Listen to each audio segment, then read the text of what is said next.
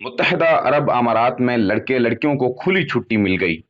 بغیر شادی اکٹھے رہنے، شراب پینے کی اجازت مل گئی ہے۔ اسرائیل کے ساتھ سفارت و تجارت سمیت ہر سطح پر تعلقات قائم کرنے کے بعد اب متحدہ عرب امارات میں اسلامی قوانین بھی ختم کر دیے گئے ہیں۔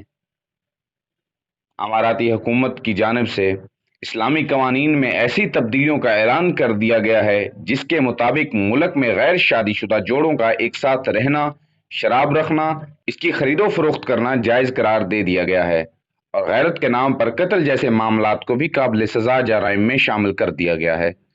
نئے قوانین کے مطابق 21 سال یا اس سے زائد عمر کے لوگ، خواہ وہ مسلمان ہی کیوں نہ ہوں، شراب بیچنے، پینے یا اس کو ساتھ رکھنے میں آزاد ہوں گے، جبکہ اس سے قبل مقامی افراد کو شراب پینے، خریدنے، لانے لے جانے کے لیے خصوصی اجازت نامہ درکار ہوتا تھا۔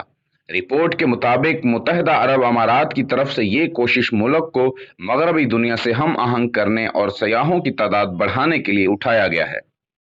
دوستو، ہمارے چینل کو ضرور سبسکرائب کر لیں۔